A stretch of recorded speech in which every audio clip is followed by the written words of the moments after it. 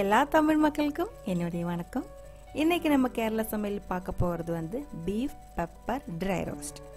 அதுக்காக ஒரு 500 gram beef நான் இங்கே எடுத்து வச்சுருக்கேன். பீஃப் வாங்கும்போது பார்த்துக்கோங்க, இளம் பீஃப் வாங்கினா, அதாவது ஏஜ் கம்மியாக இருக்கிற பீஃப் இருக்குது இல்லைங்களா, அது வாங்கினா சீக்கிரம் வெந்துடும். இன்னும் கொஞ்சம் மூப்பு அதிகமாக இருக்கிறதா, ஏஜ் அதிகமாக இருக்கிற பீஃப் வாங்கினா வேகிறதுக்கு கொஞ்சம் டைம் ஆகும்.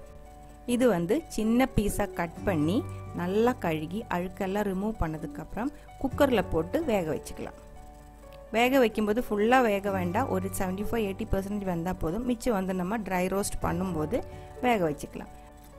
இதுக்கு தேவையான அளவுக்கு மசாலா போட்டு கொடுத்துடலாம்.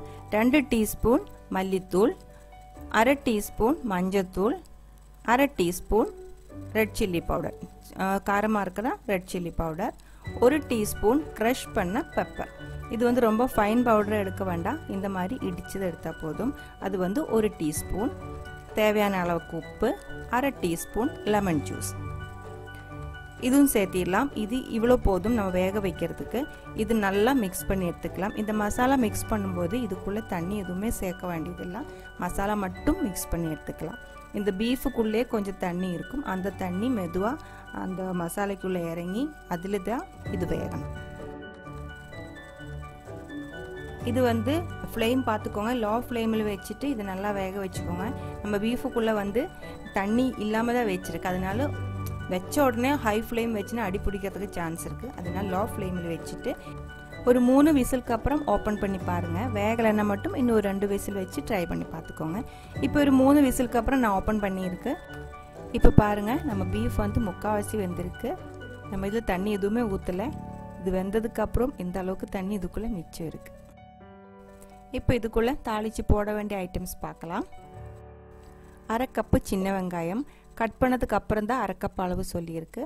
ஒரு 4 பச்சை மிளகாய், கொஞ்சம் கருவேப்பிலை, ஒரு மீடியம் சைஸ் பெரிய வெங்காயம் கட் பண்ணது, கட் பண்ண பூண்டு 1/4 கப்பு, கட் பண்ண இஞ்சி 1/4 கப்பு.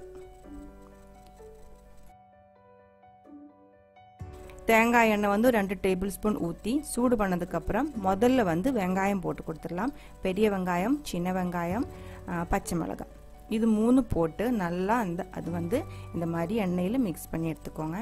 மிக்ஸ் பண்ணுறதுக்கு என்ன தமிழ் சொல்லுவாங்க, கிள்றதா புரியலே. இந்த மாதிரி அந்த எண்ணெயில் நல்லா வழட்டி எடுத்துக்கோங்க. அந்த ஒனியன் வந்து இந்த மாதிரி வந்ததுக்கு அப்புறம் பூண்டு, இஞ்சி அது ரெண்டும் சேர்த்து கொடுத்துடலாம். முதல்ல வந்து பூண்டு இஞ்சி போட வேண்டாம், அதோட ஸ்மெல்லு மாறிடும். அதனால நம்ம வெங்காயம் வந்து ஓரளவுக்கு ஃப்ரை ஆனதுக்கு பிறகு இது ரெண்டும் சேர்த்து கொடுத்துடலாம். இதோட பச்சை மணம் மாறி நல்ல ஒரு ஸ்மெல்லு வரும்.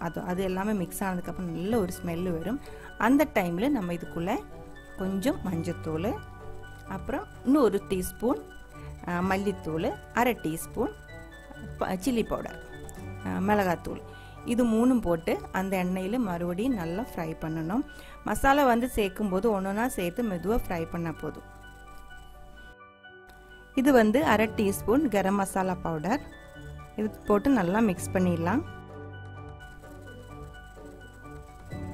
மசாலா வந்து போட்டு நல்லா மிக்ஸ் பண்ணதுக்கப்புறம் எல்லா மசாலையும் ஒன்றா போட்டுட்டு ஒன்றா மிக்ஸ் பண்ண வேண்டாம், தனித்தனியாக போட்டுட்டு கொஞ்சம் நேரம் மிக்ஸ் பண்ணதுக்கப்புறம் இன்னும் அடுத்த மசாலா போட்டுக்கலாம். இது வந்து பெருஞ்சீரகத்தூள், அது வந்து 1 டீஸ்பூன், அது ஃபுல்லாகவே போட்டிருக்கு. அதுவும் நல்லா இந்த மசாலைக்குள்ளே அந்த எண்ணெய்க்குள்ளே நல்லா ஃப்ரை பண்ணி எடுத்துக்கலாம். இந்த டைமில் வந்து ஃப்ளேம் வந்து லோ ஃப்ளேமில் வச்சுக்கோங்க, அதுதான் நல்லாயிருக்கும். இது வந்து சின்ன ஜீரகம் பவுடர், சின்ன ஜீரகத்தூள் 1/4 டீஸ்பூன், cumin பவுடர் அது வந்து 1/4 டீஸ்பூன் போட்டிருக்கு. இது வந்து இந்த அளவுக்கு போட்டால் போதும், ரொம்ப அதிகமாக போடாதீங்க. இப்போ வந்து நம்ம ஆல்மோஸ்ட் எல்லா மசாலையும் போட்டிருக்கு. வேக வச்ச பீஃபு இந்த டைமில் அதுக்குள்ளே நான் ஊற்றியிருக்கேன். இப்போ இந்த பீஃபு அந்த ரோஸ்ட் பண்ணி வச்ச மசாலா எல்லாமே சேர்த்து இன்னொரு டைம் நல்லா மிக்ஸ் பண்ணலாம். இந்த மிக்சிங்கில் தான் நம்ம இந்த பீஃபு மிச்சம் இருக்கிறது இன்னும் கொஞ்சம் வேக வேண்டியிருக்கு, அது நல்லா வேகிறதுக்கு. அது இல்லாமல் இது நல்லா ட்ரை ஆகிறதுக்கு, நல்லா டார்க் கலர் வர்றதுக்கு இந்த டைம் தான், இந்த ப்ராசஸிங்கில் அது நடக்கும். நம்ம எடுத்து வச்ச கருவேப்பிலையிலிருந்து பாதி நான் இப்போ போட்டு கொடுக்குறேன், பாதி வந்து மாற்றி வச்சுருக்கு, அதை நம்ம லாஸ்ட்டு போட்டு கொடுத்துடலாம்.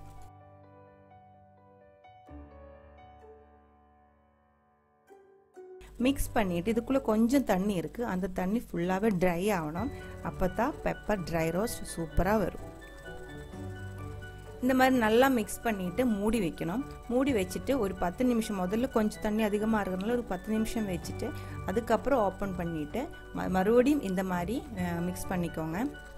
நல்லா மிக்ஸ் பண்ணிவிட்டு இது பாருங்கள், தண்ணி கொஞ்சம் கம்மியாக வந்துட்டு இருக்கு. இந்த மாதிரி இடையில ஒரு 5 நிமிஷம், முதல்ல 10 நிமிஷம் வச்சுக்கோங்க, போக போக 5 நிமிஷம் 2 நிமிஷம் அந்த மாதிரி பார்த்து இது வந்து நல்லா ட்ரை பண்ணி எடுக்கணும். இதுக்கு ஒரு 10-20 நிமிஷம் ஆகும் பண்ணுறதுக்கு. இந்த மாதிரி ஸ்ப்ரெட் பண்ணி விட்டுருங்க, அப்போ வந்து சீக்கிரம் ட்ரை ஆகிடும். உப்பு பார்த்துக்கோங்க, கம்மியாக இருந்தால் இப்போ போட்டு கொடுத்துடலாம். இப்போ பாருங்கள், நம்ம பீஃப் வந்துட்டு நல்ல டார்க் கலரில் வந்திருக்கு. இதோட அடியில் பாருங்கள், அந்த மசாலா வந்து எண்ணெயில் நல்லா ஃப்ரையாக இருக்குது. அது அடி பிடிச்சது கிடையாது. அந்த மசாலாக்கு ரொம்ப நல்லா ஸ்மெல் இருக்குது, நல்ல டேஸ்ட்டும் இருக்குது. அதனால அது வந்து இந்த மாதிரி கட்டியாக இருக்கிற ஒரு ஸ்டீல் ஸ்பூன் வச்சுட்டு மெதுவாக எடுத்து இந்த மாதிரி இந்த பீஃப்குள்ளே மிக்ஸ் பண்ணி கொடுத்துக்கலாம். இந்த மாதிரி பண்ணுறதுக்கு நீங்கள் நான்ஸ்டிக் பாத்திரம் எடுக்காதீங்க. இந்த மாதிரி ஒரு இண்டாலியம், அலுமினியம் இல்லை ஒரு காஸ்டைன் கூடி அந்த மாதிரி சீனி சட்டி, அதுக்குன்னு சொல்லாங்க, உருளி எல்லாம் இருக்குது இல்லைங்களா, அதில் தான் இது பண்ணுறதுக்கு சூப்பராக இருக்கும். இப்போ வந்து லாஸ்ட்டாக நான் அதுக்குள்ளே 1 டீஸ்பூன் ஃபுல்லாகவே க்ரஷ் பண்ண பெப்பர் சேர்த்து கொடுக்குறேன். மிச்சம் இருக்கிற கருவேப்பிலையும் போட்டு கொடுத்துருக்கேன். அந்த பெப்பர் லாஸ்ட் போட்டதுக்கப்புறம் நம்ம பீஃபோட கலர் இன்னும் கொஞ்சம் மாறிடும். இது இப்போ சூடாக இருக்குது, ஆறுனதுக்கப்புறம் இந்த கலர் வந்து இன்னும் கொஞ்சம் நல்லா டார்க் பிளாக் கலர் மாதிரி இருக்கும். அவ்வளோதான், நம்ம பீஃப் பெப்பர் ட்ரை ரோஸ்ட் ரெடியாக இருக்குது. என்னால் முடிஞ்ச அளவுக்கு சிம்பிளாக சொல்லி கொடுக்கறதுக்கு ட்ரை பண்ணியிருக்கு. உங்களுக்கு புரிஞ்சிருக்குன்னு நினைக்கிறேன். உங்களுக்கு இந்த அளவுக்கு ட்ரையாக வேண்டாம், இன்னும் கொஞ்சம் கிரேவியாக வேணும் அப்படின்னா பீஃப் வேக வைக்கும்போது ஒரு வெங்காயம், ஒரு தக்காளி போட்டு வேக வச்சுக்கோங்க. தண்ணி எதுவும் ஊற்ற வேண்டியதில்லை. அதுக்குள்ளே இருக்கிற அந்த வெங்காயத்துக்குள்ளேயும் தக்காளிக்குள்ளே இருக்கிற தண்ணியிலே பீஃப் வந்து நல்லா வெந்துடும். வெந்ததுக்கப்புறம் இந்த மாதிரி மிக்ஸ் பண்ணும்போது இன்னும் கொஞ்சம் கிரேவியாகவும் இருக்கும். இது வந்து மெயினாக பரோட்டா, அப்புறம் அப்பம், சப்பாத்தி, ரைஸ், ரொட்டி எல்லாத்துக்குமே சேர்ந்தால் பர்ஃபெக்டான ஒரு சைட் டிஷ் தான் இது. இது சாப்பிட்றவங்களுக்கு தெரியும் இதோட டேஸ்ட் என்னன்ட்டு. அந்த அளவுக்கு டேஸ்ட்டாக இருக்குது. இது நம்ம வந்து நல்லா எண்ணெயில் ட்ரை பண்ணி மசாலைக்குள்ளே நல்லா ட்ரை பண்ணி எடுத்து வச்சுருக்கு. அதோட டேஸ்ட் வந்து சூப்பராக இருக்கும். இந்த ரெசிபி உங்களுக்கு பிடிச்சிருந்தா கண்டிப்பாக ட்ரை பண்ணி பாருங்கள். ட்ரை பண்ணி பார்த்ததுக்கப்புறம் உங்கள் கமெண்ட்ஸ் எல்லாம் சொல்லிவிடுங்க. இந்த ரெசிபி பிடிச்ச கேரளா சமையல் பிடிக்கிற ஃப்ரெண்ட்ஸுக்கு ஷேர் பண்ணி விட்டுக்கோங்க. இது வரைக்கும் நீங்கள் கொடுத்த சப்போர்ட்டுக்கு ரொம்ப ரொம்ப ரொம்ப நன்றி. இன்னும் உடனே ஒரு கேரளா சமையலோடு பார்க்கலாம். அது வரைக்கும் வணக்கம்.